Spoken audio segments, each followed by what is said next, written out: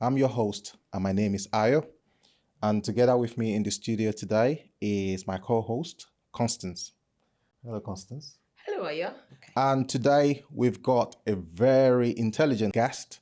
And just to let you know how I met this guest, she's been somebody I've been following on LinkedIn and seeing how she progressed through her career and to being a senior director in an FM company. I'm still going to hand over to her so that she can properly introduce herself. But there's something also interesting here because the three of us, myself, Constance, and Chinwe, we both schooled in South Wales. So shout out to University of South Wales. This is almost like a mini reunion. So if you're watching Dawn Story, Trevor, I would have loved to say you made this happen, but I think it's the £8,400 or £10,000 we paid our school fees that made it happen. So yeah, essentially. But anyways, I'm happy to bring Chinwe into the studio. Like what we're trying to achieve is how how diverse is leadership positions in a lot of organizations in the UK. And the best way we can really deep dive into these and get more people into that position who are from the BAME background is bringing people that have been there into the studio for them to talk about how they got there, talk about your journey, challenges you faced, what is unique about yourself, but without going through too much details right now, I'm just going to hand over to Chinwe so that she can introduce herself. Thank you, Ayo. Yes, hello. I'm really excited to be here. My name is Chinwe Okeke. Like Ayo said, I am a senior director in health, safety, and environment for a leading global real estate and investment company. I've been doing health and safety professionally for about 18 years now. Journey started in University of South Wales, where I did my master's degree. Following that, straight into the hospitality leisure industry as a health and safety professional. Done that for a few years and then went into facilities management for large corporate organizations. And I've been doing that kind of for the past 10 years now within the same industry. But it has been challenging, I'm not going to lie, being a Black female in a male-dominated profession, has its pros and cons. But yeah, overall, I'm really grateful and thankful for my journey so far. Yeah, that's great, Chinwe. I mean, the last point, being a Black female, Yes. In a male-dominated profession. That's there. I would like to ask questions around that. Ayo, were you going to say something, or do you? Yeah, I'm just I wanted to talk us through your journey to get into that senior position. So obviously you schooled in South Wales, you did environmental health and safety. Yeah. What year was that? It was I graduated 2007. And 2007 was just shortly before the global recession, isn't it? It was, yes. So tell us, what happened immediately after that? How many jobs did you have to apply for before you got your first position? Because the reason why I'm asking this, I have a lot of people but just wait, like you're mentoring. She's not going to have taken down a note and be counting how many No, I do have Are you serious? That's interesting. It's your story, isn't it? Exactly, it's a story. Yeah. I was just gonna, that's good. I have mentees from the BIM background, Yeah. and a lot of them, or some of them, were very lucky after their first, second interview, they got a job, especially around that COVID period, because a lot of organizations were looking for health and safety professionals. Yes. But after that, after end of COVID, then I'm beginning to see this trend where a lot of them are struggling, and that takes it back to around that same period of 2007, where you have to go through a lot of interviews, and some of them is like, I'm tired, I've just done 10. Interesting. Yeah. So what was your story? Yeah. So I tons and tons of applications. Unfortunately, my story was not as straightforward as, you finish. So I graduated kind of December 2007. for a while didn't get anything. So rather than sit idle, I'm someone that just I have to be productive. Yeah. So the first kind of job after graduating was as a T-Mobile customer service. Okay. You It was know, the time of rep. customer services, wasn't it? Yeah, Remember exactly. South Wales then. This was in Newcastle. So I did that for about 6 months. Did you say you left You South left Wales South and Wales went to all the way to Newcastle. Newcastle in the Absolutely. I pursuit did of get job? married. My Yeah. husband lived in Newcastle at the Oh, time, okay. so I had to move. So as you can imagine, there was absolutely nothing available in Newcastle, and I wasn't even focused on Newcastle, right? I knew it had to be London or, somewhere down Environs, south. yeah, okay. South Wales, that's Cardiff Yes. and Newcastle. Which one was worse in terms of job? Because there was nothing in Cardiff either. Yeah. I think Cardiff was worse, to be Okay. perfectly honest. Okay, Yes, okay. because I mean, even while studying, then it was almost impossible to get like a student job. Yeah. It was really difficult. So many reasons. But yeah, let's not go into that. But yeah, so did customer service for about 6 months. But in that time, 6 months, yeah. every spare time I had was applying for jobs. Got a couple of interviews. And when I mentioned being a Black female, one I remember distinctly. I applied for a position, health and safety advisor position with Arriva. Went for the interview, and the gentleman who interviewed me at the time had a concern, and his concern was, I'm a young female who would be working with a lot of male. How would I command respect? Oh. And he said that to you? Yes, he did. Command respect. Yes, from Okay. the team I would be working with, who are who are males. All males. Was there Equality Act at that time, or? Well, I mean, this was 18 years ago. Yeah. The one thing I would say is, I'm really, really happy to see how far most organizations have come, moved, yeah. because that will not happen today. Yeah. Which is fantastic. Hopefully. Hopefully, another. Or they're not just going to say it. Yeah, they To will your face. think it. Yeah, but they won't say it out loud. it. Yeah, so a lot Yeah. of people are more conscious not to cause offense, Yeah. which is great. And this is down to organizations being committed to train leaders, on microaggression and, unconscious bias, Yes. which is a big, big thing. Another example I distinctly remember is went for this interview. Till date, that was probably my best interview, because I spent weeks preparing. At this point, I was really desperate because I was getting to the point where I was frustrated. I have a first degree, I have a master's degree, and I'm doing a customer service role. But I didn't let that deter me. I just kept going. So I prepared and prepared. Went for the interview. I smashed it. I knew I smashed it. And then, the interviewer, the gentleman who interviewed me was really impressed, had great feedback, spoke to the agency and said, she's fantastic. Straight after, they called me. And then a day later, I received an email, and I shouldn't have been copied into that. So he shouldn't, he kind of replied all. He replied all to an email arranging the interview between me, the agent, and himself. So he clicked reply all and said, Chinwe is absolutely fantastic. I think she will do amazing. She's a good professional, knows her stuff. But do you have other candidates?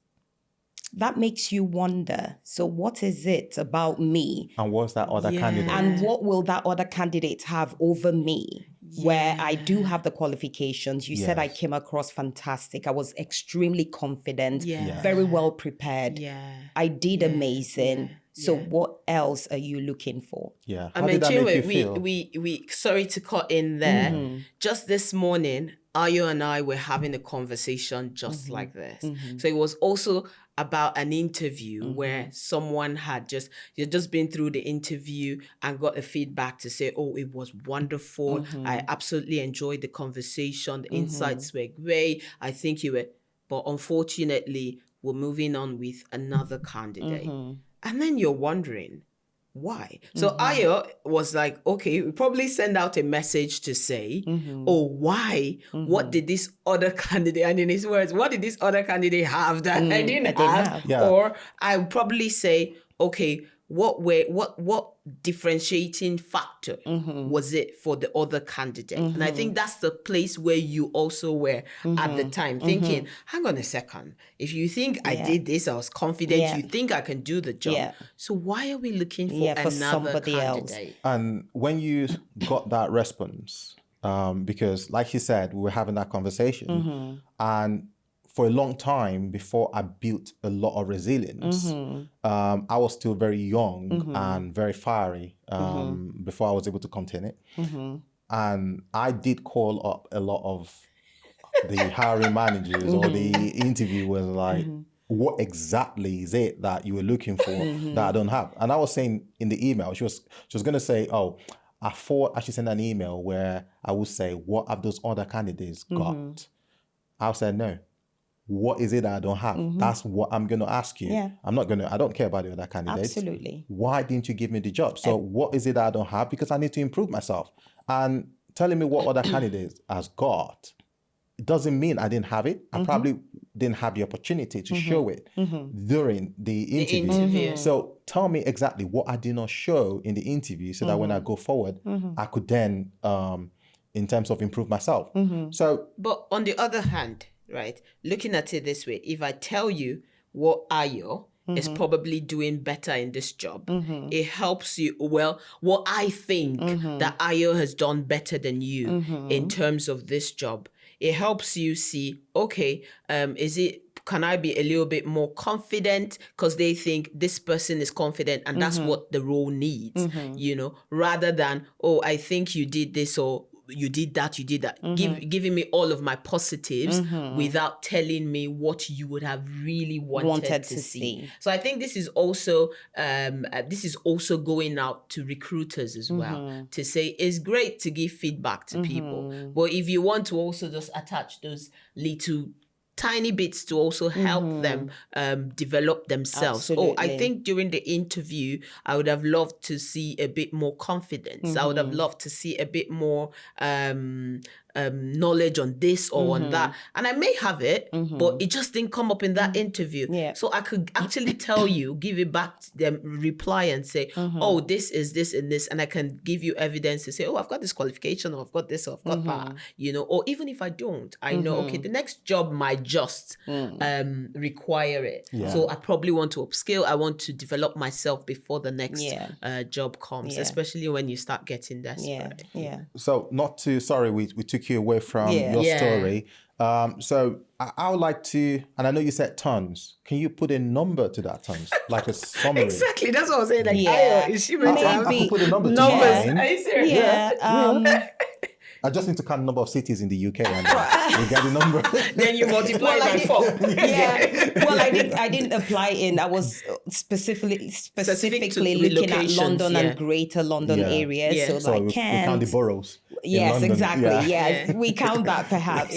But we're looking at maybe 40s, 50s. Yeah. Before the first health and safety job. Yes, for the first health and safety jobs. What but was yours? of all of those applications, so applications it's one thing.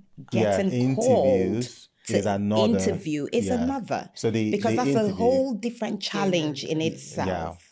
And that challenge includes the name, where you are, absolutely. Which is why we are having this conversation. So the 40 is the interviews, 40 and 50 is in the interviews. Oh, no, that's just the application. That's just the application. So what about the interviews? Interviews, I'd probably say around about maybe 50% of that. Yeah, so about 25. Yeah. And most of them you had to do with your own money. You have to travel to those cities. Absolutely. Because then there was no online. No. It was face-to-face. Oh, Yeah, yeah, it was absolutely. face-to-face, Absolutely. You take time off work. Yes. And remember, at this point, I was in Newcastle, so I would have to get the train into London. It's an overnight stay in case there's a follow-up interview. So it did take up a lot of my time. However, that was, that was my future. I was Yes, Yeah, you're yeah. investing quite in So it was yourself. you keen, investing in Yeah. yourself, in myself. really. So that didn't really Yeah. bother me. Yeah. So how did you pick yourself up? Because this is the most important thing for our audience and other people out there who are probably facing the same thing, especially with the influx of the new breed of migrants into the UK from our background. So how did you pick yourself up from unfortunately and all those heart-wrenching feedbacks? So I think it's the mindset and preparing yourself. I was under no illusion that it was going to be easy. I knew it would be a challenge. I knew, going into health and safety as a female, and this is back then, at the time. So I made the decision to do a master's in round about 2004, 2005. At that time, I did not know a single female health and safety practitioner.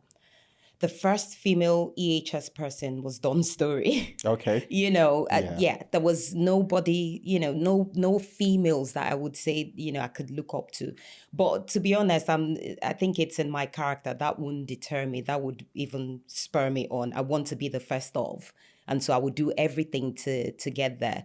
And just to give a bit of context, I should have mentioned this from the start. So I come from a family of health and safety professionals anyway. My dad is a retired, he did health and safety for about 40-something years. Oh. So retired as a health and safety director. Actually rare to see that. Very rare. Yeah. Very rare. So I did my first degree in estate management, and after that, I always knew I was going to do a master's because we're following in our parents. Where was your first degree? In Nigeria. Okay, so you came straight in for your master's. Yes, I did. Oh, okay, yeah. Yes. No prior Nigerian experience, probably from dad. From dad, yes. And because you do industrial attachments back then, so I did it in in health and safety in my dad's company and all of that. But so made the decision to do a master's and just thinking around, what do I do? What next? So my real estate management in Nigeria, you had to do a lot of environmental management as well. And at the time, there was this surge in, environmental ESG, environmental sustainability companies. It was big. So I was thinking of doing, something in environmental management. And so I went for a schools fair and saw health, safety, environmental management. I'm like, that's it. That's it. That's absolutely, I wouldn't need to convince my dad to pay for this. He'll be really, and which he was very excited. And then my brother, who had a background in chemical engineering, also came over to Aberdeen and did safety engineering. Okay. So it's not, I'm not one of those who fell into health and safety. So it's kind of in the family. When you have in a family Christmas get together, somebody's going to write the SOP and the risk assessment. Yeah, we talk about you should probably to work at the gate. You'll probably hear, there's no planned drill today. So if you hear the fire alarm, those are the exits. The fire assembly points at the car park. We do compare notes, about how bad, what's the worst accident you've ever witnessed. And obviously nothing comes close to what my dad has experienced being in manufacturing as well. Yeah. So and for that long. Yes, for that long. And things were a lot different from what they are now in their time. Yeah. So not to, I digress. So, I didn't let that deter me. I pushed on, wanted to do it anyways.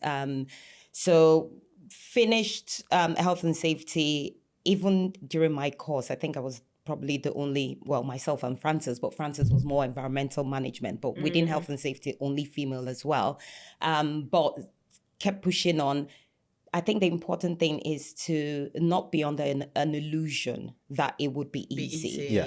Because weirdly enough, when I was doing health and safety, I kind of had a focus on construction.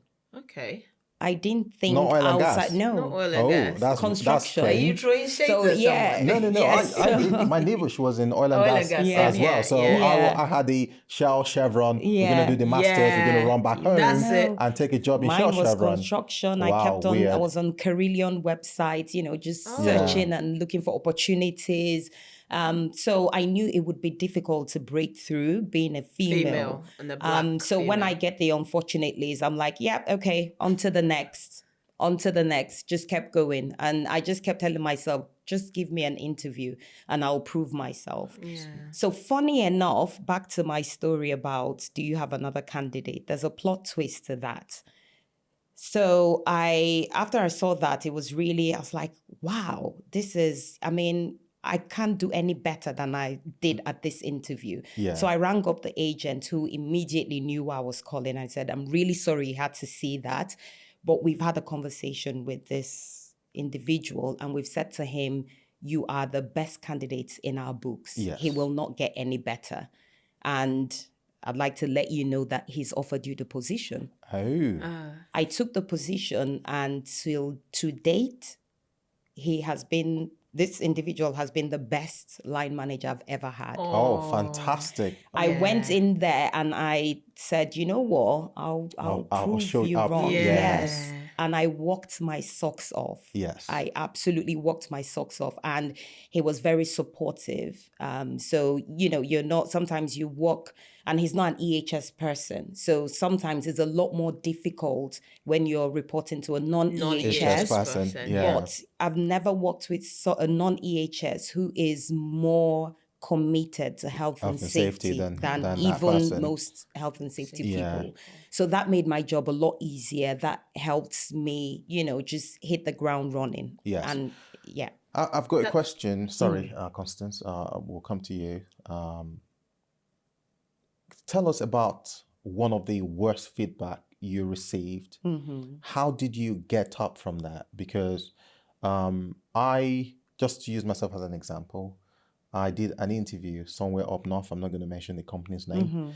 And they came back and said, oh, we think you're too overconfident. Wow. Okay. And I looked at my phone. Did I just hear that right? I said, sorry, did you say I was too overconfident? I said, is that not what you need in health and safety? Somebody that is confident about what they know and can sell that vision and win hearts and minds. And I was like, yes, but we just think you're too overconfident. So that got to me in a certain way, because I thought you need confidence when you go into an interview. That's what they're looking for. You need to be assured of yourself.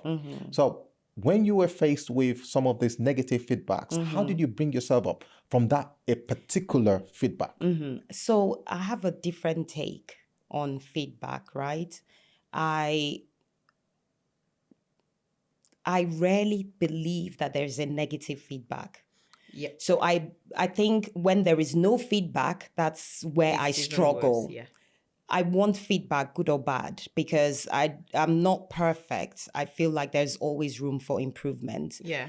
If I get a feedback that I don't agree with, I'll just brush it off and I'll keep doing what I'm doing. Yeah. If someone comes back and says, oh, you were too confident for that role wasn't for me.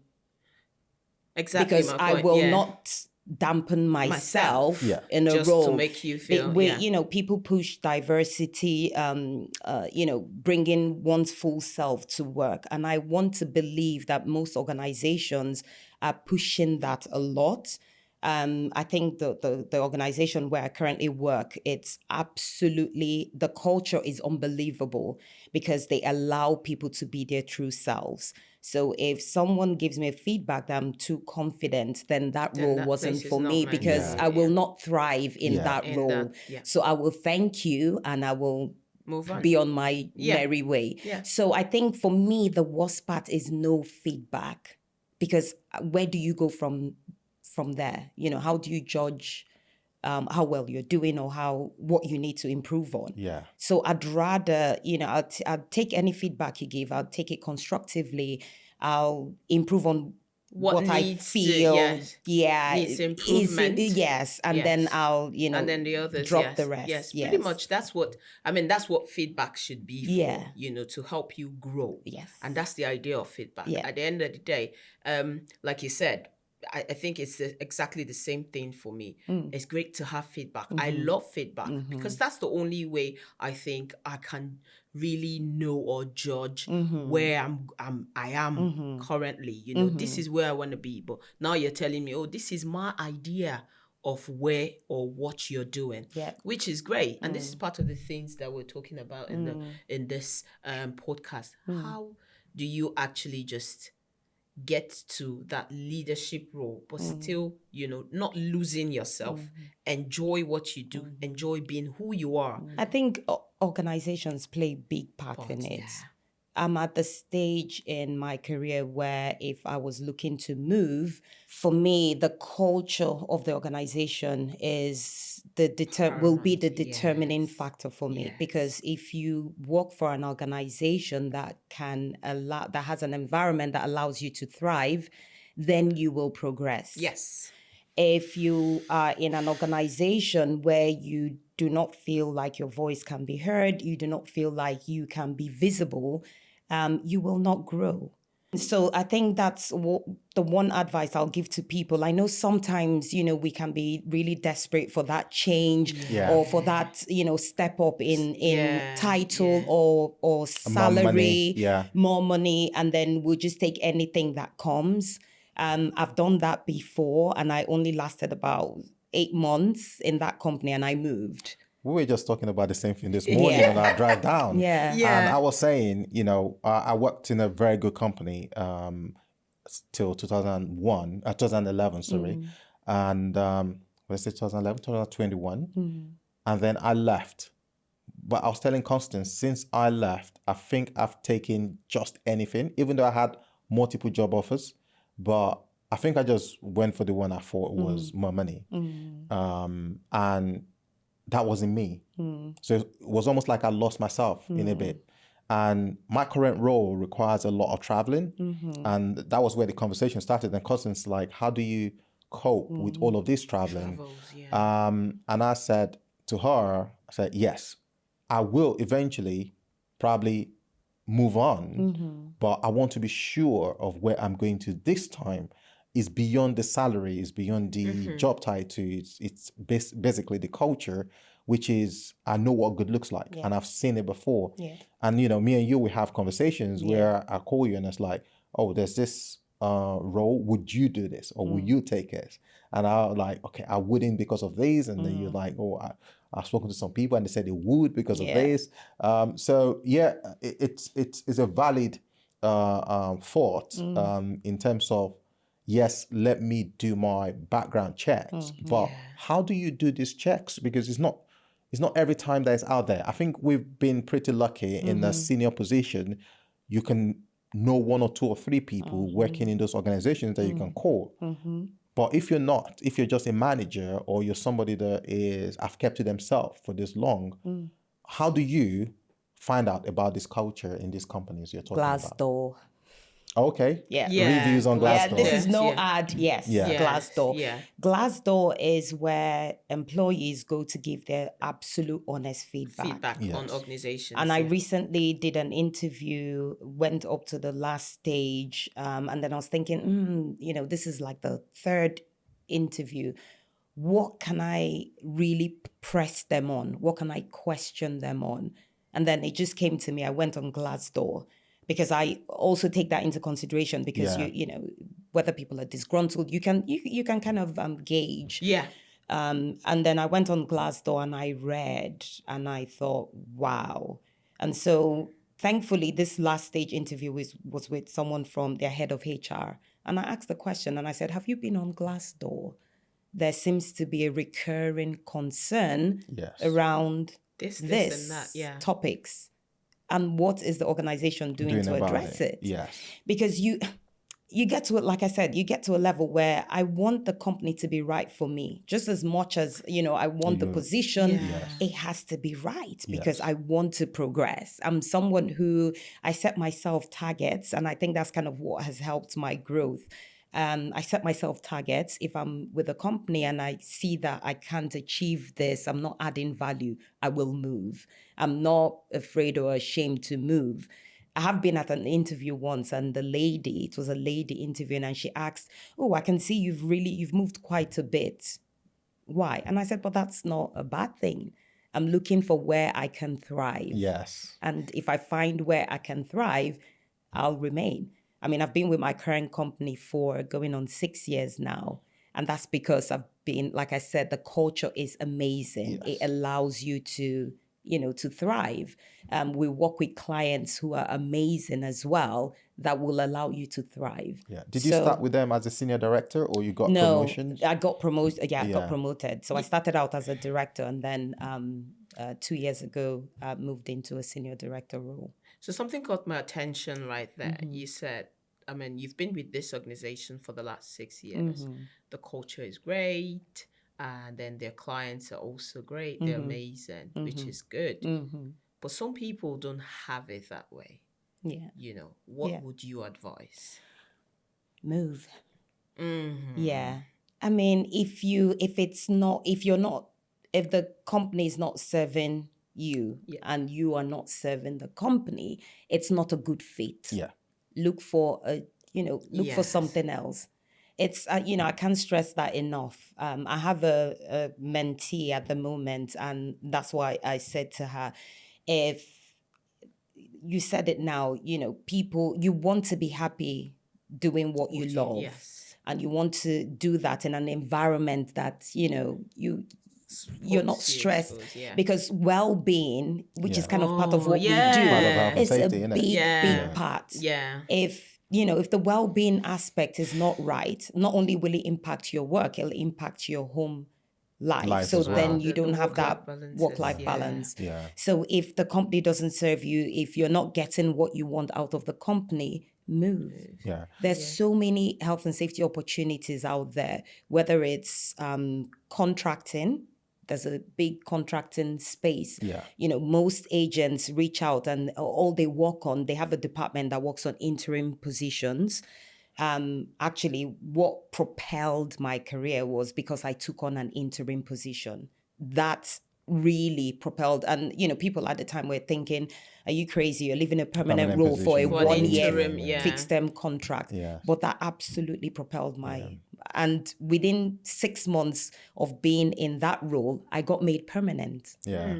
So you can take a contract role or a temporary interim role, you go there, you walk your socks off, you prove your worth, and you will get made. Yes. If you don't, there's always something else around the corner. Yeah. I know one of our talks we were talking about, I remember still saying this thing, just don't just be ordinary in the job. Bring the extra to it.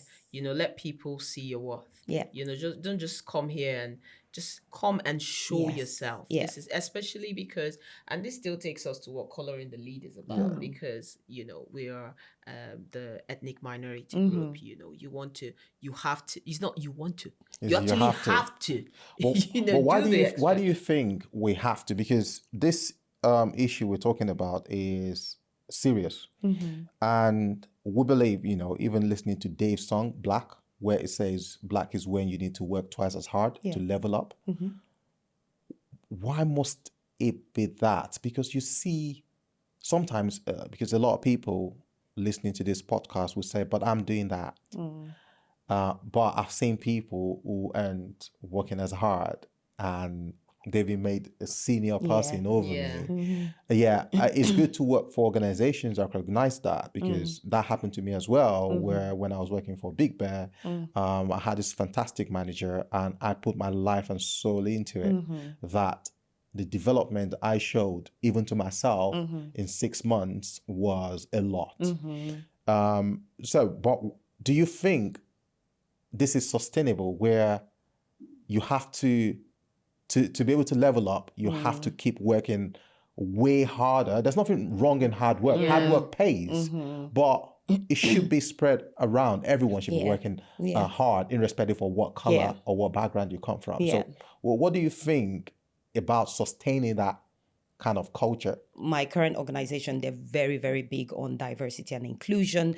They have targets, leadership targets around, BAME recruiting. They also kind of have targets for training for managers, which I think is absolutely important. And then, the client we worked with at the time, the team that worked for that client, we decided to have, strategic pillars. And one of the strategic pillars was diversity and inclusion, diversity, inclusion, and belonging. Yes. And I absolutely put myself forward to lead that pillar. So this is now doing something outside of health and safety. Not only because obviously, for obvious reasons, I'm really passionate about equality in the workplace, but also I wanted to be an advocate for change. I wanted to try and highlight things that will, bring about lasting change in that space. One of the things we kind of pushed was from a certain level, everybody had to do the microaggression and unconscious bias training, because it is such an eye-opener,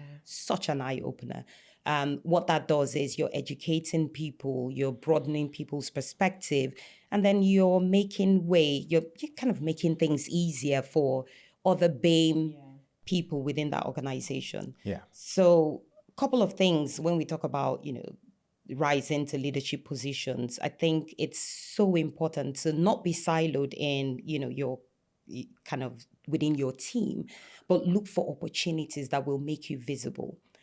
And that visibility could bring maybe a change in career, a promotion. It's endless opportunities. But whilst you're doing that, you're also developing yourself as well. I think that's one of the things one of the qualities I love about BAME individuals is just that drive to constantly develop ourselves and be the best that we can. So actually, where we're dealt with this disadvantage, we are using it to absolutely make ourselves, as huge contenders. I'd say we're developing ourselves, we're pushing, breaking barriers. And I think we should look at it positively. It's absolutely unfair because when you compare notes with your counterparts, it's not the same journey that you've been through. Absolutely. The journey that have been quicker in most cases. Absolutely. Astronomical. Absolutely. Accelerated, but we have to do the hard grind. But I think it adds to the substance of who we become. Exactly. So and especially because we also have resilience built into us. Sure. And the funny thing, thinking about it now, I like what you said. We take it on as a positive because truth is, even when you start off as an advisor, you're working yourself. People think, oh, you're working yourself out. We also think, yes, we're working a little harder. But it's also who we are. It is it's also how we've been raised. You've been raised to be the better version of yourself. Absolutely. And so if you're in that job, you might be doing twice as much, but to you, you're getting better. And that's the truth. Yes. We are always getting better. Yes. And that's the one great thing I do love also about BAME. That resilient spirit, that's, yes, we can do better, we can be better spirit. So let me take you back to your very first job. Can you tell us about the feeling you had when you had a job offer? A health and safety, right? Yes, after many, unfortunately. Yeah, so it was, first of all, I was absolutely made up by the title. It was a health and safety manager role. Oh, okay. Absolutely made up. And that was the first health and safety job. First role, yes. It was in a hotel, in Regent's Park. And it just, it felt amazing.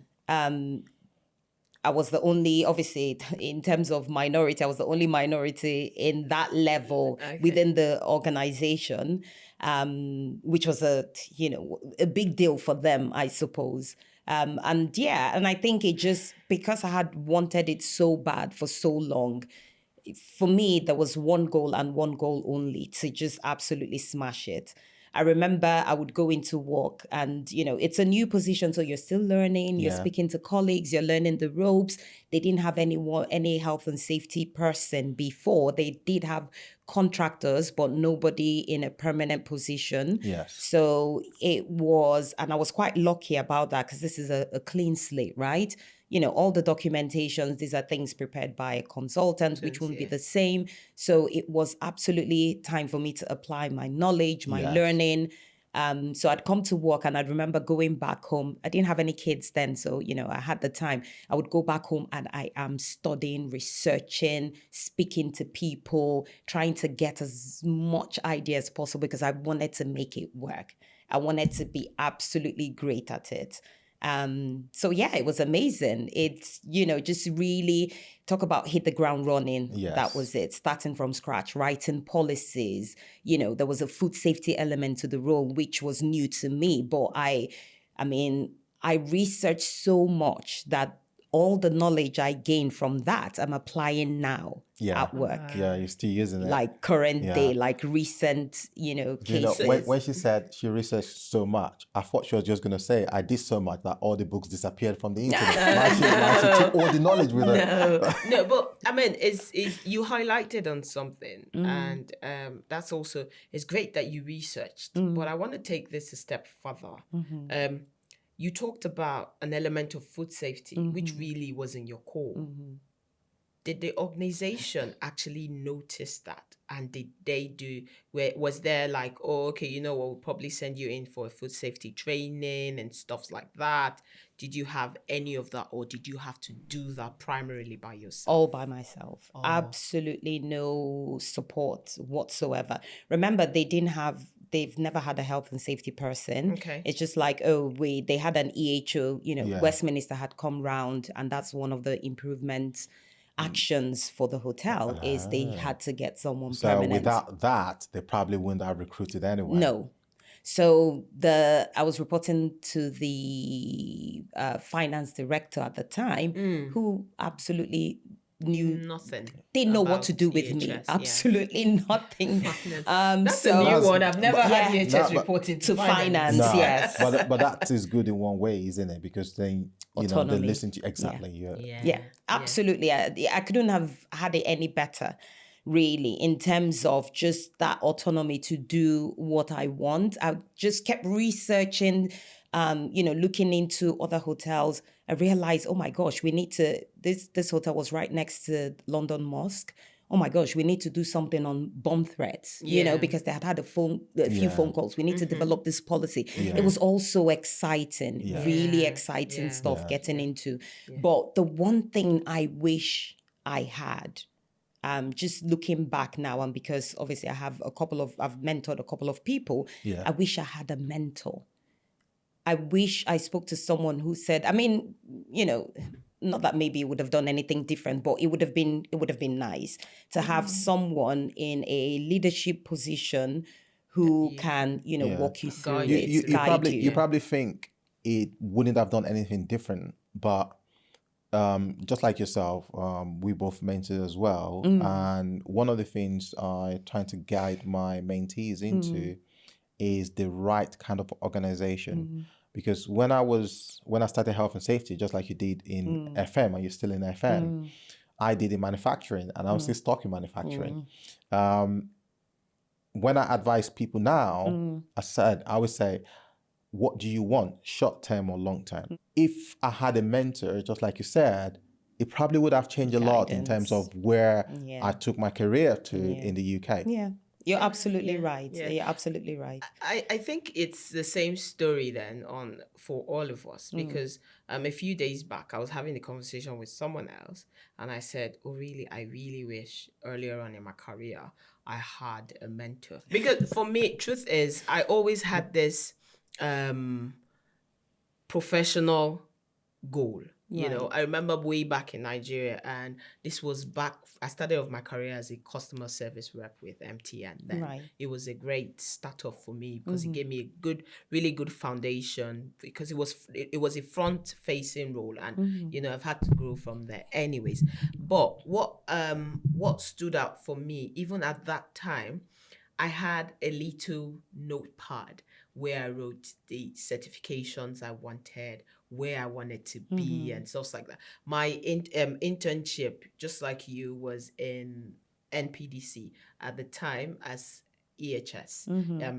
And so after my year 3, I knew, okay, this is what I want to do. This is how I think I'm going to achieve that. But I never really had a mentor. So for me, it was just navigating the space all by myself, figuring it out. Okay, after this, I did go into NLNG, did a 6-month program there with the company. I left there and thought, okay, I'm going back for my master's in health and safety. That's how I found myself. Went back to Nigeria after that, So it's been climbing the ladder, though challenging, but it's really been worth it. But if I had someone, to talk to, a mentor, it would have propelled me a lot more than where I am today. Good to know that, I've been able to like achieve what I've achieved so far. But I think, the place of a mentor. And when I had the conversation, the person said, you probably had a mentor without knowing it. And they said, like there's active mentoring and there's passive mentoring. Absolutely. You know, so you So probably. which one did you have? So As soon as she's talking about, she's looking at me with she's giving bombastic side eye. She has a reason for doing that. So, but we're not going to go into it. Anyways, we're not going to go into stories. it. So that what I'm trying to say is we all probably had that passive mentor, someone we probably just, I don't want to use the word copying, or someone we were looking up to in some ways, but never really had them directly in our lives. Yeah. So that's why I think that, let's say somehow we did find that mentoring, even though we had to navigate it all by ourselves. And those that are coming now, it's the good thing to know that, you know what, you probably want to latch onto a mentor fast enough. Absolutely. You know, so yeah. With what you just described, I know you said passive mentoring, and I think there might be a gray area of role model in there, because you think the person's a mentor, they're not mentoring you. You just see them as role models, so you're imitating them or copying from them. Yeah. So that's, I was going to say, obviously my dad is health and safety. My dad is my absolute role model in all things, you know, like I don't want to go into it, but I'm such a daddy's girl, but my dad is amazing. So he was my role model, right? But he was in a completely different industry. Yeah. He was, he practiced in a completely different continent. So there were a lot of things that I would need sort of guidance and advice on that he wouldn't be able to help. Yeah. He was an absolute fantastic role model. Like I said, we kind of exchange notes sometimes. If we've had a really complex case, I can run it by him and he would say, "Oh, right, have you thought of this and this?" Then? Having had a you're mentor, running having had an actual mentor later on in my career, I know it's not, because the mentorship is just one-on-one guidance. It's having a structure. It's being able to, especially someone who's practicing within the same environment as you are, who's had work experience in similar field. Yes. Right. I think it's, Ayo, you were right to point that out. There is there's having a role model who you can also be a mentor to an extent.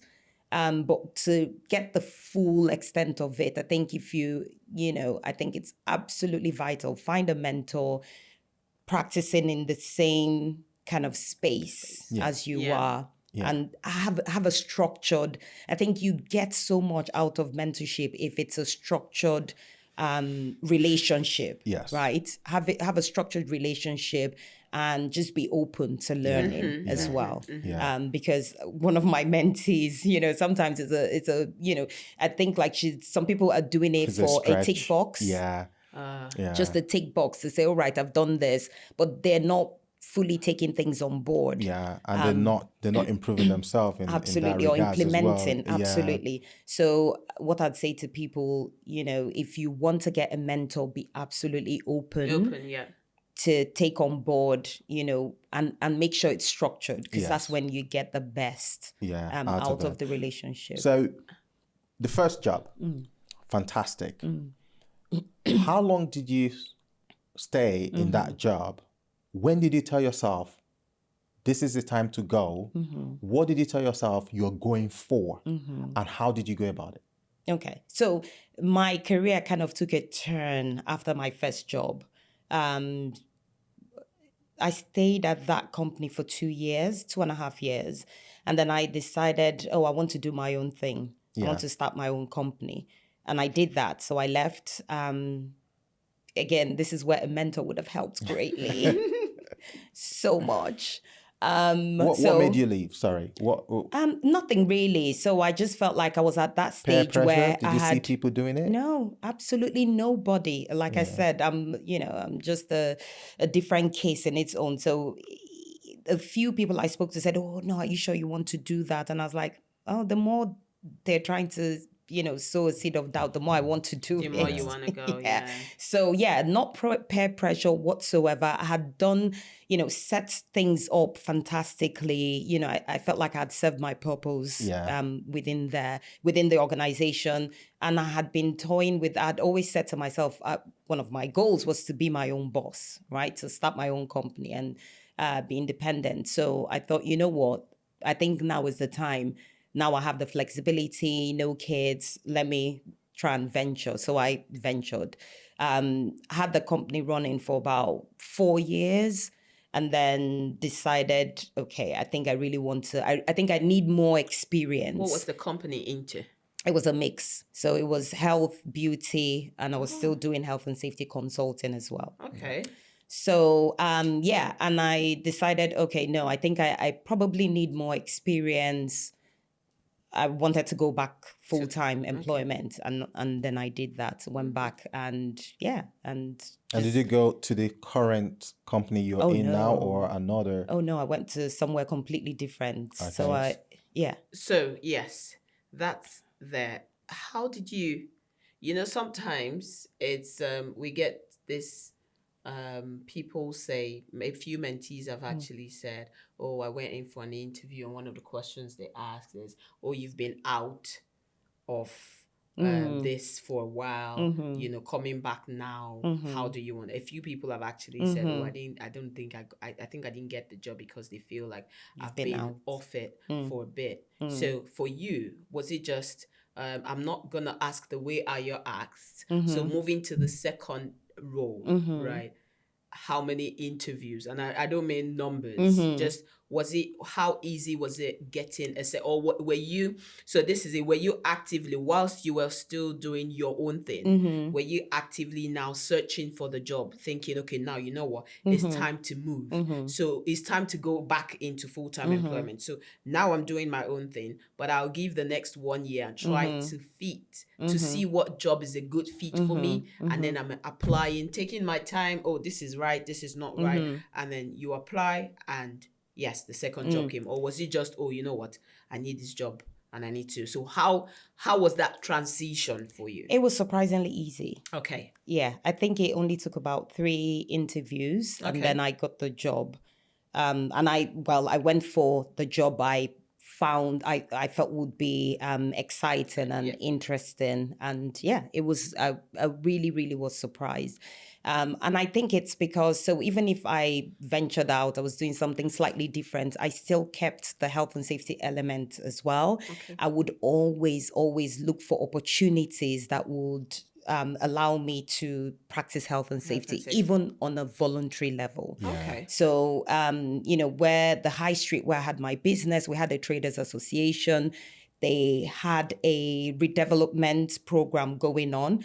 And I put myself forward to be sort of the health, for the traders union. So I did that, and I was liaising. I was doing things with Thames Water and, all of that type stuff. Still talking about that visibility, put yourself out there. Exactly. That's good. It's about looking for opportunities, right? Just put yourself out there. And again, like I said, even if it's on a voluntary level, just do something that keeps your skill relevant. Yeah. Right? Yeah.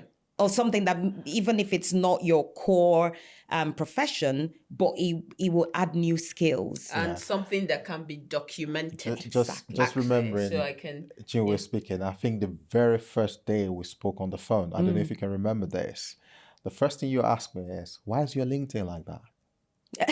Why is your LinkedIn like that? Like, I don't see anything from you, but hearing from you, I know you're doing stuff, and I'm like, why? And I thought that I said, I'm not really big on this get out there kind of thing. Like, it's not my thing. Like, you need to make it your thing. Yeah. You need to put yourself out there. Now, in the workplace, my work has always spoken for me, and I think this might be cultural as well, where growing up, it's always been, let your work speak for you. Action speaks louder than voice. Yeah. But then, getting into leadership position, I realized that they go hand in hand. They do. From what you said, is about putting yourself out there and then saying the right thing to the right people as well. And then that helps. But that brings me to the next question about onboarding. Sorry, Aya, before you go to the next question, there's something I was just going to ask what you think. We are talking about putting yourself out there, and something jumped at me networking. You know, Yeah. I was hoping we could dwell a bit more on networking because what happened, I know you're not. I know. It's not She a big lo- on No, networking. she loves networking. Like she's everywhere. amazing. And she's Ajala travels the world. Like It's she is amazing, though. everywhere. No, I think it's great if you can find the time. Exactly. Yeah. So it's also another thing that we want people to, Yes. be able to, one of those opportunities that you should be able to milk, Yeah. to be honest. Absolutely. Networking is, I think it's one thing that can propel you if done right, though, because it's one thing to network and it's another thing to network right. So we all want to find that avenue to be able to connect with others. Yeah. Especially in your field. If Yeah. it's in your field, if you just said something, be able to put yourself out there. Truth is, people are not gonna really know what you do or how well you do if you don't put yourself out there. Yeah. So for those of us that are looking for jobs, those of us that are in leadership positions, those of us that are navigating the ladder, one thing that you also still want to latch onto is networking. Absolutely. Okay. Absolutely. So I'm just going to add my 2 cents. Networking was never a big thing for me, but like we've discussed, and what I've come to realize is it does help. Yeah. But if you're not that kind of person, also there's still a place for you to move up with your work speaking for you. Yes, you will need to do a lot and probably improve on your personality, and we're still going to talk about that. But if you're at a position in your life where you're thinking, I cannot afford to go to all these places, I don't have the time, just put, like you said, hard work into your job, be extraordinary, and then people will see that, and that will also propel you to the next level. Now, my question on onboarding is, this is something that a lot of our BAME background people do experience in the workplace, especially the people that are probably because of culture, where they're coming from, and their nature, their personality, they get into an organization and they're not visible in terms of no one is speaking to them. They find it weird to go speak to people. How do you onboard within an organization? How do you ensure that people feel your impact in as little time as possible? So, I mean, if you speak to any top leader, right? And I mean, there's so many videos on social media where people just walk up to strangers and say, or people driving nice car, what do you do for a living, or how did you get so rich, and what advice will you have for people? One of the things they always say is just push yourself. Yes. And I know we had a conversation around this about different personalities and people not being. So what is your goal? If your goal is to be a leader, you have to push yourself. Yeah. You cannot Out of be your comfort comfortable. zone. Exactly. Yeah. You've got to push yourself out of your comfort zone. You have to take the initiative. If you've come into a new company, whenever whenever people interview they always use this phrase, I'll hit the ground running. I have great interpersonal skills. Some people will say they never. Some people will say, I never said I'll hit the ground running. I just said I'll run. Well, there you go. Run straight out the door. The part is ability to work under pressure. All of these nice things. So now is the time to practice it. You will not go into an organization and, the first thing is whoever your line manager or your body is will take you around and introduce you. Once they've done that, they've kind of laid the foundation for you. It's now up to you to make use of those contacts and connect. Just absolutely push yourself. If it's uncomfortable for you, I understand, then maybe you don't want to be a leader. But if you want to be a leader, you have to push yourself. Visible. You have to connect. You have to be visible. You have to speak to people, however uncomfortable that might be for you. But unfortunately, the world we live in now, you have to. You have to. Mm-hmm. Yeah. So I'm going to add to this. I'm going to make an illustration. So when you were doing your interview, like Constance said, hit the ground running and all that. You've been painted a picture that you're coming to swim in a pool that is clear, warm, and nice. Okay. And then when you get in, you find out that you're at the Thames and then you're about jumping into it, swimming against the current. Yes, swimming against the current. So if you find yourself in that kind of scenario, in that kind of organizations, what will you do? I mean, maybe this is where the personality aspect comes in then, because, there are different personalities. I can thrive anywhere. I can say that quite confidently. Maybe it's because of confidence gained with years of experience and, the things I've done and how I've pushed myself. Maybe it's because of the goals I've set and where my eye is on the prize. So whatever it takes to get to that prize, I'll do it, even if it makes me uncomfortable. However, there is a limit or there are boundaries, like you said, not pushing the boundaries. There are boundaries to it.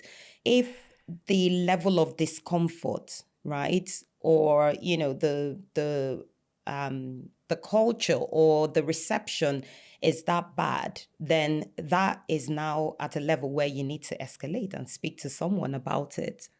Because I want to believe that most organizations will do something about it. So, I've been in organizations you use where the word you want to believe. Yes, I want to believe. I've been in organizations where I've oftentimes felt excluded, from, in the workplace, everybody's nice, all rose and dandy.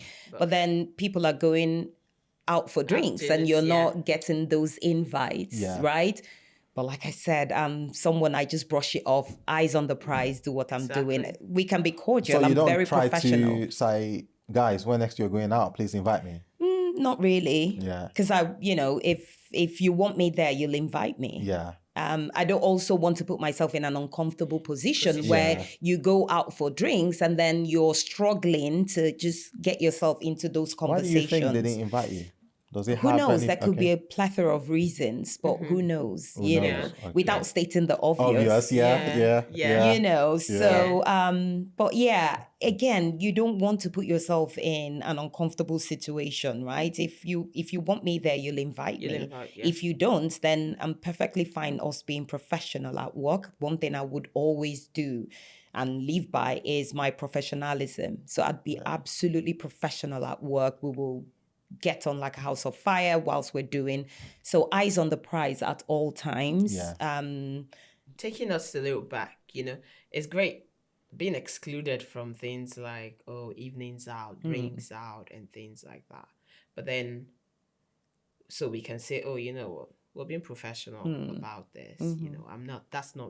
It's not really a big thing. It's fine. Yeah, I mean, I may also have other things that I need to do in the evenings. It would even have been tougher on me to say, oh no, I'm sorry, I can't attend. So, but now take it out of those extracurricular, I would call them, and bring it back straight into work when it comes to collaborations, and working on projects together or things like, how do you feel being excluded, and what do you think, how do you best think you would approach it?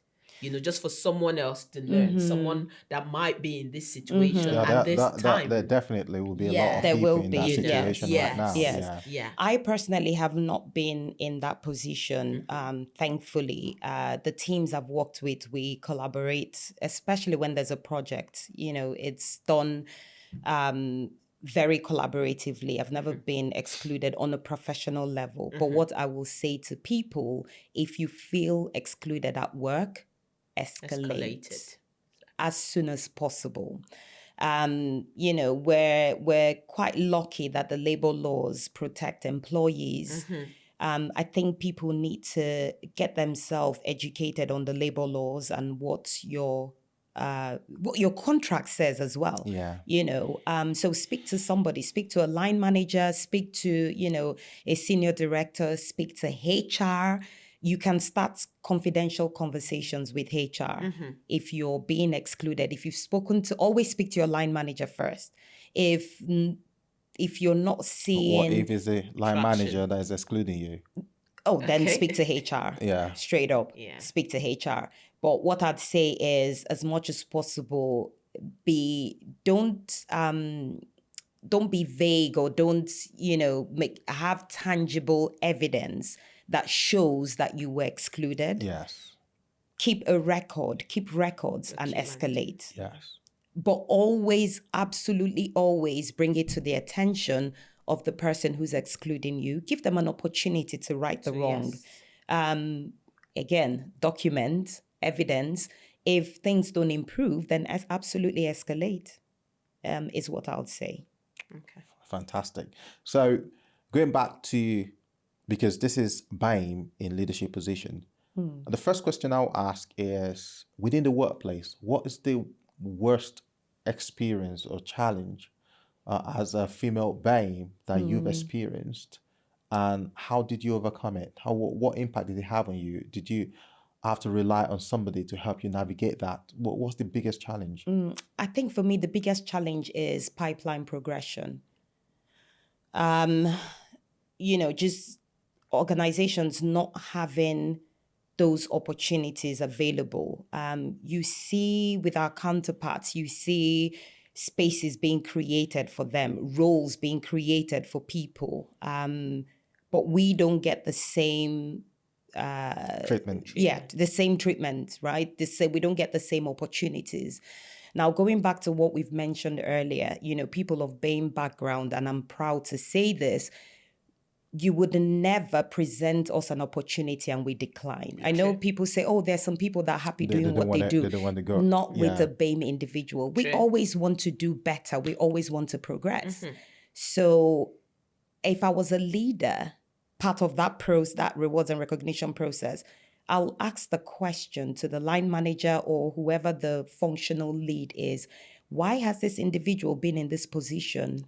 Are there no opportunities? Was he presented with opportunities? Why have we not? Why hasn't he progressed like the others receiving these awards? Yes. What does he need to progress? Is it training? Why do we have a huge L&D team with lots of courses to progress?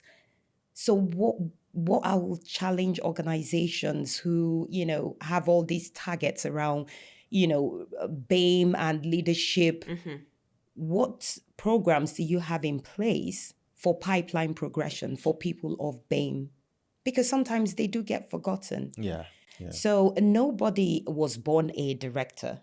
Right? You either would have the experience through learning or taking courses or, doing your job. A combination of both. You need the opportunity. You need the opportunity. I've applied for a role before and they said, oh, because you don't have, this was at the time when I hadn't managed, because you don't have line management experience or you don't have direct reports. Give you the job. Nobody ever started a role. Well, some people are fortunate to start a role managing people. But it has to start somewhere. Even the people that started the role managing people, they weren't managing people in their homes before they got the job. So that was their first job. Exactly. So you wouldn't say, oh, you haven't managed somebody before, we're not going to give it to you. So it's about creating opportunities. It's about not putting barriers or limitations on people with BAME. Anybody can hold a leadership position.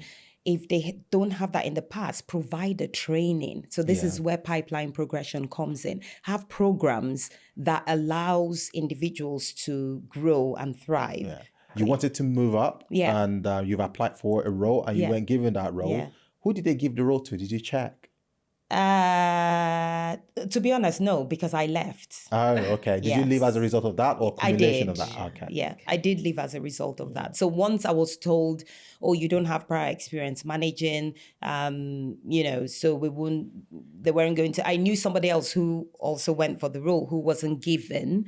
But still, I felt, okay, so there's a glass ceiling there. You've automatically placed progress from here. You've placed a limitation on me, so I can no longer serve or add value. I'll leave. And at that stage in my career, it took me less than a month, and I got this current position. Did you have to speak to anyone to make that decision and say, is it the right time to leave? No, I kind of just made the decision myself. So you just figured, now this is key, really, because you've said something. Oftentimes we're stuck in places you can't even see, there's a glass ceiling over your head. You need to actually you need to be open to realize when it's time to move. Yes. You know, there's a glass ceiling here. Oh, I'm applying for the next. So, I mean, I'm bringing what you've just said into context. Yeah.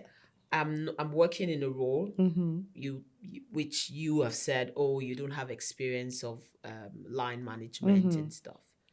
So what's the next step for me from here then? What happens after now? I've applied to a senior role, but you think, oh, okay, no, you can't. So does that mean, oh, this is where I've got to be? And that's it for us. We need to be able to just know when it's time to move. Yes. And thankfully, you did do that. And in a month, you could. But oftentimes, we're stuck in a place where we're thinking, oh, if I make this move now, what happens? Would you have moved if that hadn't happened? If I was given the position? No, if that position hadn't come up, if everything was just normal, so there's no new position, no one is left, would you have moved at that time? Within a year, yes. Okay. Because at this point, I was approaching my 3rd year in the company.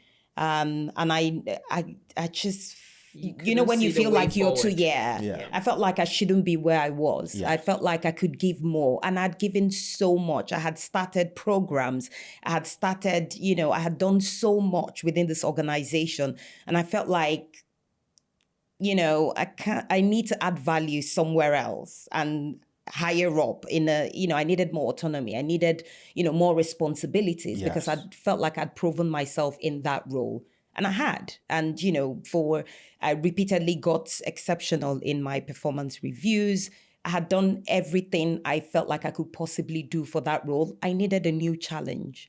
So that role came up and I thought, oh, this is perfect. And this is the logical next step in my career. Within this organization. Yeah. I met every criteria I felt, but it's sometimes, and this is where I say to people, don't be afraid to move. Sometimes, especially people because this doesn't apply across the board, because I know people obviously that can very easily progress and move and get given higher responsibilities. Yeah. Sometimes, even as interim. Yeah. Sometimes the organization can see you higher than where you are. That's the time to move. That's heavy. That is heavy. Yes. Yeah. That's the time to move. Yes. Yeah. Yes. If they feel like you, they don't see you being in that position of leadership, then it's time to move. They don't see you talking to their clients, representing them, being in the board meetings. Then you're in the wrong place. Yeah. Yes. And I say to people, never be afraid. There will always be something. I've handed in my resignation before getting an offer, but I knew it was time for me to move. Yes. Yeah. You see what you just said, Chinwe? This is what I say to that, and I've told a lot of my mentees, your value is really not determined by the organization. Yes. You determine what your value is. Yes. Oftentimes we actually get lost in thinking, oh, what can I do for the organization and what's, and you think that cap or that glass ceiling they've placed above you, you take it on. But no, your value is determined by you and not the organization. Like Chinwe said, I think a lot of us would have done the same, with what you did. But I know a few people on the podcast now would be saying, yeah, you're right, you can say that, but the bills will come calling. Someone needs, but I mean, we could clearly see from the interview, the guy had mentioned something. Oh, you're more qualified than I am. Yeah. So a few of the things were also the fear that, oh, he can do better than I can. Yeah. Will he take my role tomorrow? And things like that, which shouldn't be. No, it shouldn't. I mean, that's one of the qualities of a poor leader. Yeah. Yes. A good leader would want the best, the absolute best candidate on your team. You can use the best to look good. You just look, the people above you are not, they're seeing you. So, and that's why I tell my team, I said, if you guys perform really well, it's a good reflection on me. If you perform badly, it's a bad reflection on me, because people sees me, not you. Not you. Absolutely. Yeah. The success of the team rests on your shoulder. Yes. A leader should have confidence in their ability and not be threatened. Yeah. I've had this similar situation. I wasn't the subject in this case. We were creating a group within my organization. And so we wanted someone else to lead. So this was an ESG forum, and we wanted someone else to lead as part of our ISO 14001 certification. So we were interviewing people from within the organization, and we shortlisted 3 candidates. Of the 3 candidates, we had someone who had worked with AIMA. They had done so much in the environment and sustainability space. They had a master's in sustainability, track record, but they were doing something completely different in the company at the time. And I said, there was 3 of us making the decision. And I said, this is the absolute winner. Yeah. Like, this is perfect. This is the candidate. And, my the other colleague was not quite sure, and he was like, I don't know, they're too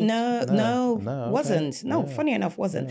And she was like, oh, I don't know, he's a bit, it's a bit too qualified, might come and take our jobs. And she said it jokingly, and I said, we're in completely different functions at the moment. This is a voluntary position he wants to hold to gain visibility. I think he will do amazing. He has the track record. I really fought the corner and said, let's agree on this. The next day I was off on leave for 2 weeks. I came back and they had reinstated somebody else. That is, and you know what I was just going to say? For leaders that actually think that way, I think you should get to a point where you think, if it's going to take my role, I've overgrown my role. Absolutely. I've overgrown Absolutely. And it's really not understanding what leadership is all about. Absolutely. I was listening to is a X-Life when the crisis in Kenya happened. Their president actually came on X-Life with citizens, and they were moderators asking questions. And there was this one of the moderators, and I've always had this at the back of my mind when I was growing up. And there was this moderator that was telling the president that he didn't know what he was doing. Why? Because he appointed, I think the head of agriculture didn't read anything agriculture. The minister of sports didn't do anything sport, and all of that. And when he was asking that question, it was the first time I answered my own question in my head. And I said, but it's a leadership thing. A leader is a leader. He's leading the people, selling the vision. He has people that have technical knowledges under him. Yes. That is what a leader does. Yes. And the president said exactly the same thing I was thinking in my head. He said, it's a leadership thing. Yes. They are already advisors. Yes. They are civil servants doing the job. So for a leader, what somebody knows is not what should threaten you, because you are a leader. Yes. You have people's management skills. You are selling the vision. Yes. They have the technical expertise. That's it. At the end of the day, now, I'm not saying they shouldn't have a clue about the subject matter, because in an organization, you should, the box, especially with health and safety, the box rests with you. So I'm the kind of person that will first jump first and say, oh, you brought somebody that's finance to come ahead of health and safety. Do you think we don't know what we're doing here? But they will give you justification. They will say this person is a great leader. And you might find out that at the end of the day, that person goes to do NIBOSH and it becomes the best leader you've ever worked for. So leaders need to understand this. And this is good for our own people as well. To be a BAME leader is not just only about your technical knowledge. It's about some of these things that you said on this podcast. So your hard work, your visibility, your involvement, your collaboration with other people in other departments. Now, just summarizing some of the things you've said today, and before I pose my very last question, I know you've talked, I can say a lot of things about you. One of it is working your socks off, hard work. You're an advocate for that. The other thing is visibility. Like you want to get involved, even when it's beyond your department. Now, what is this? So let's say this is an interview. It's not an interview. But let's say this is a job interview. So Chinwe, we know you can work hard. We know you can be very visible. Why should we give you this job? What's so unique about you? Why not? I mean, why not? No, you can't. Come on. You can't become I actually have told someone before. I have said in an interview, like, oh, did you get the job? I've seen. Yes, I did get the job. Actually, okay. I've seen. We've been through your CV. It's this the qualification. You've got great qualifications. You've got the experience, just the experience that we need. You've got, and then, but why should we give you the job? okay, why should you not give me this job? So let's pretend. You said everything yourself, right? Okay. Exactly. So Chinwe, you can't say why not. No, but You you've can't just say if not. right. So you've just if not, you've just said to yourself, you've just said it yourself. You know, Exactly. you've counted two things, but I'm sure you've picked up a lot more than I've picked that. up a lot more, yeah. Exactly. So if during the course of the conversation, I've been able to sell myself on different levels, so many levels, Yes. really. You know, you have my track record, you have my CV, you have Yeah. my educational background. Background. Why the next question? I would not? ask you why not? A lot of things Yeah. about leadership position is not about what you know. It's Oh, yeah. about your values, about Yes. yourself, Yeah. how you can sell yourself now. And that's what I'm saying. I know Yeah. you're hardworking. I know you know the subject matter, and I know you collaborate. What else? Okay, so one of the things I probably haven't mentioned is just adaptability, right? A good leader must be adaptable. Yes. So, you know, we've talked about culture of organizations, right? You know, we're hoping that we'll get to a space where most organizations will have fantastic, and now this is not just safety culture, right? Yeah. Safety culture is important because that's Yeah. our bread and butter. Yeah. But we're talking just the organizational culture in itself and how open and receptive it is for people to be able to come into work and be their true self. Yeah. But we also, as leaders, should be adaptable, right? And again, it goes back to the resilience you mentioned. If you're resilient, you will just inherently have that adaptability where no matter can the fit in anywhere. situation, no Yeah. matter the, you know, how complex the organization or the situation is, you will find a way to adapt. Yes. You will find a way to blend in. You will Yeah. find a way to still maintain collaboration. Because a lot of what we do, we Yeah. work across multidisciplinary functions. Yes, Yes. We do. work with a lot of functional leads. If you're not able to build relationships and collaborate, then everything falls apart. Yes. We're building a, an organizational structure. We're building a system that we hope we can implement across the organization. To do that, you need other leaders to buy in.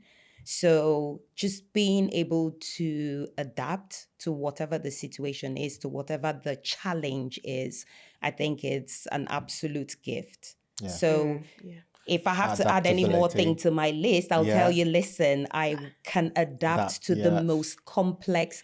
I work within a global structure.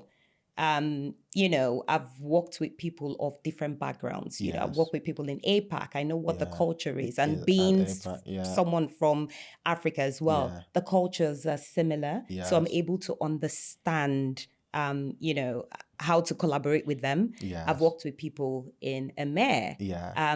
which is a completely Different different culture Yes, yes. as well. And that's something we also talk about, cross-cultural Yes. intelligence. It's so You know. important. You know, people kind of underestimate it. Yeah. If you want to be a true leader, a global leader, I think people need to educate themselves a lot on, you know, Cross-cultural cultural, yes. Cultural Yeah. intelligence. So yeah. Fantastic. Yes, that's I mean, that's a whole load of insights, Chinwe. Thank you so much. I mean, we've talked a lot about groundwork.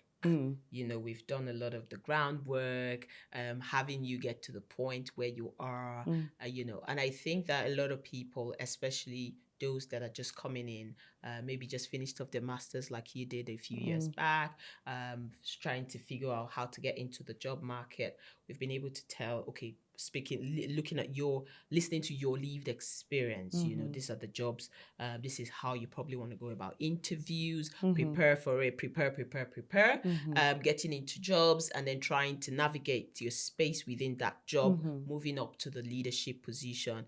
It's great to know that we've talked about visibility as a leader, we've talked about resilience, we've talked about adaptability, and all of this is great in leadership position. One question I want to ask, if you had a younger you, in your career? So I don't mean younger you age, I mean younger you in your career, watching this podcast today. What would you say to them? So early on in my career, like I mentioned, I got so hung up on, I'm the only, I don't know any other female. I have all of this. I focused on the negatives. Yeah. I believe that those are distractions. I think we sometimes focus on, limitations that we are distracted by them. I think what I'd say to my younger self is, and which I've started doing now, set goals. Because only when you set goals for yourself, that kind of creates a pathway for your progression. Yeah. So I've set goals. I set goals for myself. Once I've achieved it, ask yourself, what next? What next? Yeah. Good. And then you set the next goal, and then you create a pathway for achieving that goal. And you see that kind of guides how you work. That kind of guides your focus and helps you to drop the distractions. Let's stop focusing on the negatives and what the limitations are. Just set your goals and stay focused on your goals. Create your pathway to that goal and just walk towards it. So the one thing I'd say to myself, just let go of these distractions. It's not doing you any favor, just focus. Earlier on in my career, especially when I just moved, I was so focused on blending in, having a certain accent, being able to speak a certain way, and that will build up so much anxiety rather than equip myself with the knowledge going into this meeting or this presentation that I will absolutely blow it off the waters and forget about what I sound like. Just let go of the distractions, please. Let the content. Just let your content for itself. absolutely. And as long as you're backing that content up, because it's absolutely true what you just said. I had this scenario about 2 weeks ago. In fact, one of our guests was in that meeting as well, where this individual said the same thing you said, which is fantastic. And then he went into the conference and asked him a question. And I'm sorry to say, there was no intelligence in that question. It was more of a rambling than question. So the content, having the technical expertise do shut people up, and it tends to make them just listen to you like this person knows what they're saying. And I think for a lot of BAME, one of the things that you will find from all of us is the fact that we want to be the best in our subject matter.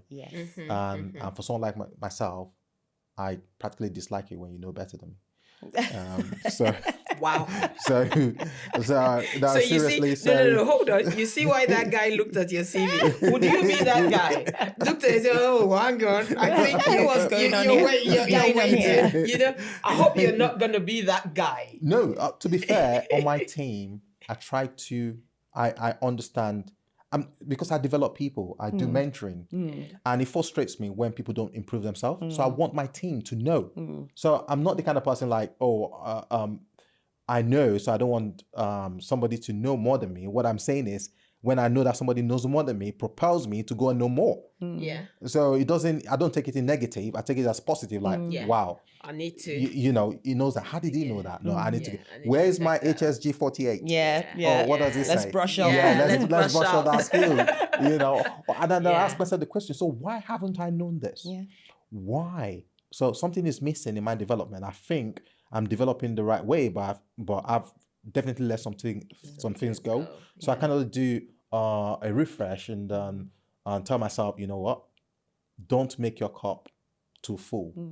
Always leave a space for knowledge, and knowledge is power. Absolutely. Yeah, absolutely. So thank you, Chinwe. My we've really pleasure. enjoyed this conversation, Same. and I believe our audience they've learned a lot of things. I have, and you've reiterated certain things in myself as well, which is the hard work. Never forget the place of the hard work. And you've been the kind of person, or you've been the person that Ayo, you must network. Yeah. So I've started networking, by the way. Good. So to our audience out there as well, please take some of the, if not everything that we've said here today, especially if you're a BAME background, And if you're a recruiter and you're looking for, you have some CVs in front of you and you see some BAME in there, know that you're getting value for your money. Absolutely. So you should definitely recruit that we them. probably Absolutely can count on. guaranteed. Yeah. So it's been a wonderful time, you know. Thank you very much for your time. My Chinwe. absolute pleasure. It's been great, you know, just hearing all of the insights, just you know, talking about professional development, how we should those leadership attributes. I think I have picked up a few lessons from here. You know, I've refreshed, I've relearned, and I'm sure a lot of people out there actually have gotten quite a great amount of knowledge just listening to your lived experience. I do hope so. You know, so it's great to have you here. Same. Thank you. It's been an absolute pleasure. Thanks for having thanks me. for coming. Hopefully, when we because I know that you're still moving far in your career. I am. And this is peak perspective. So Yes. maybe by the time you set up that biggest company in the UK, we're going to have you back here in a couple of years because, you know, you have goals. And then you come and tell us how you've moved from here to that goals as well. Yeah. So thank you very much. Let's all peak together. Let's all peak together. Let's pick That's a brilliant one. Absolutely. Yes. Absolutely. Yeah, thank you. Thank you.